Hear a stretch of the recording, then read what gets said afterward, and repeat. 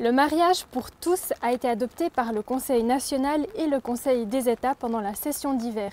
Alors tout n'est pas joué parce qu'un référendum pourrait avoir lieu et ralentir le processus, mais peut-être bientôt en Suisse, des personnes de même sexe pourront se marier et elles auront les mêmes droits qu'un couple hétérosexuel, par exemple adopter un enfant, ou pour des femmes lesbiennes avoir accès aux dons de sperme.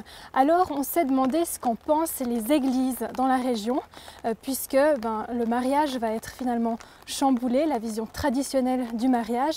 Et pour ça, on est à Saint-Imier. On va en parler avec le curé de l'église catholique chrétienne, juste après l'info du jour.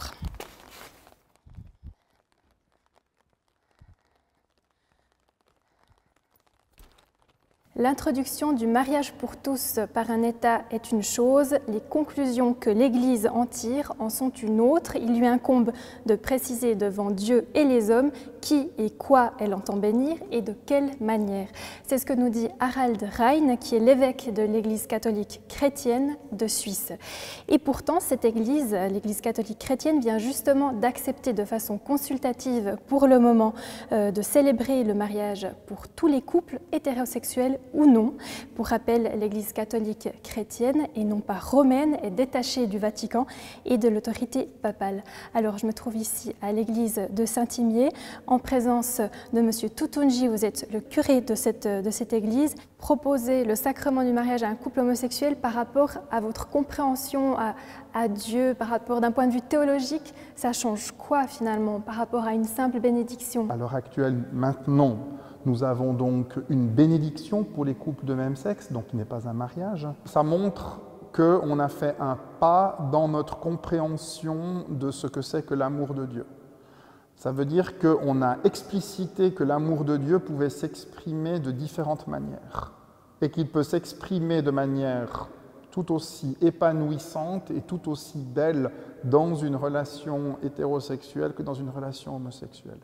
Je trouve que c'est une chose excellente dans le sens que l'Église catholique chrétienne fait preuve d'une certaine ouverture vis-à-vis des évolutions sociales. Et je crois que c'est important effectivement que le christianisme fasse preuve d'adaptation vis-à-vis de ce qui est en train de se passer dans la société. Autrement, la société se déconnecte du christianisme et le christianisme se déconnecte de la société. Alors l'Église catholique chrétienne est ouverte à cette question du mariage pour tous, ce qui n'est pas le cas de l'Église catholique romaine, qui s'est prononcée lors de la dernière conférence des évêques contre cette idée. On est allé voir dans la région, cette fois-ci du côté des églises issues de la Réforme, ce qu'il en est, comment elles considèrent cette question. À l'église baptiste de Cours, la question du mariage religieux des couples homosexuels ne se pose pas. Pour le pasteur de l'Église libre, c'est clair qu'il ne peut pas y avoir de cérémonie ou de bénédiction d'un homme avec un homme ou d'une femme avec une femme. La personne homosexuelle qui serait dans une église serait finalement un peu comme beaucoup d'autres personnes qui luttent avec d'autres problèmes. L'homosexualité n'est pas du tout le numéro un des problèmes dans la vie. Il y a le problème numéro un qui nous préoccupe et dont la Bible parle, c'est finalement le péché au sens large. C'est un terme qui englobe finalement tout ce qui n'honore pas Dieu dans nos vies. Cédric Jung ne veut pas imposer son avis à la société. Pour lui, il s'agit ici de sa croyance et de sa compréhension de la Bible. Voilà, dans le livre de la Genèse, tout au début de la Bible, on trouve ces paroles quand l'homme découvre la femme que Dieu vient de créer à ses côtés. Celui-ci s'écria « Ah, cette fois, voici un autre moi-même, qui tient de moi par toutes les fibres de son corps. On la nommera compagne de l'homme, car c'est de son compagnon qu'elle fut tirée.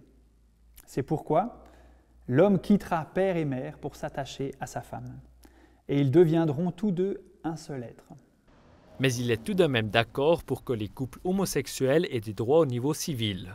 Dans d'autres églises libres, le thème de l'union religieuse est traité. Pour l'église méthodiste de Saint-Imier, la question du mariage pour tous est brûlante. Mais pour le moment, le mariage religieux pour un couple du même genre n'est pas autorisé. Moi, je le ferais, mais je ne peux pas. Alors, je ne le fais pas. Le premier frein, c'est le règlement. Dans le règlement, c'est écrit qu'il ne faut pas le faire parce que dans le règlement, c'est écrit un couple est un homme et une femme. Point. Alors, déjà de là. Et après, ça vient de la Genèse. de la création que Dieu a créé hommes et femmes et de ça qu'on est parti. Les discussions autour de la place des homosexuels est tendue dans le monde des églises méthodistes. Et elles sont si fortes que l'Église, qui est issue de la Réforme, pourrait se diviser. Je suis triste qu'on est arrivé, que ça devient une question centrale pour la foi, pour rester ensemble ou pas. Je trouve ça terrible. Rester ensemble ou pas?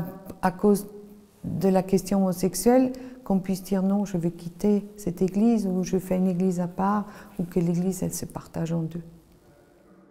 Comme on l'a vu dans le reportage, l'église évangélique de Cours, l'église baptiste, elle se base sur la Bible pour expliquer sa position fermée par rapport au mariage d'un couple homosexuel. Comment vous positionnez par rapport à ce que dit la Bible sur cette question ? La Bible, c'est un livre qui a été écrit sur une période extrêmement longue, avec des présupposés culturels, avec un arrière-fond historique extrêmement différent d'un point de vue et puis d'un autre. Et le grand problème par rapport à ça, c'est que vous ne pouvez pas dire, c'est pas possible de dire la Bible dit que. Ça n'a aucun sens. Déjà, présupposé de base. Après, ce qui se passe, c'est que le mariage à cette époque est uniquement une affaire de famille. C'est-à-dire que ce sont des familles qui s'arrangent, et en général, la mariée est plutôt une marchandise qu'autre chose. C'est une marchandise qui fait des bébés, pour faire simple. C'est une marchandise qui fait des bébés. Et je pense qu'on a un petit peu changé de perspective aujourd'hui. Du moins, j'espère. Pourquoi est-ce qu'on n'arrive pas à faire cette évolution en disant oui, la Bible elle est importante, et je suis le premier à le dire, la Bible elle est importante, mais elle n'est pas un livre de recettes morales dans lequel on est censé prendre un truc qui nous arrange et puis après de l'utiliser comme ça. Vous êtes vous-même en couple homosexuel, pour vous ça serait important de pouvoir vous marier à l'église ? Pour moi, ce qui est important, c'est qu'on donne la possibilité aux couples de se marier, parce qu'il faut quand même aussi dire une petite chose, c'est que je n'ai pas l'impression que le mariage à l'heure actuelle est une institution qui est très en vogue. On voit aussi ce qui se passe avec un couple marié sur deux qui divorce. Donc voilà, ça ne veut pas dire qu'il faut empêcher les couples de se marier. Pour moi, ce qui est important, c'est qu'on ait la possibilité de le faire. Et moi, personnellement, pour moi, ce n'est pas quelque chose qui est extrêmement important. Mais pour moi. Mais ce qui est important, c'est de se battre. Et ça, c'est quelque chose qui me tient à cœur. C'est que d'autres puissent justement le faire s'ils le souhaitent. Très bien, super mot de la fin. Merci Nassau Toutounji pour cet entretien. Demain, on continue notre série et puis on va s'intéresser à la question de la formation des pasteurs cette fois-ci. C'est une position d'autorité qui a un impact sur une communauté. Alors, qu'est-ce qu'ils doivent faire pour arriver à être pasteur et avoir le droit d'exercer cette fonction? On le verra demain.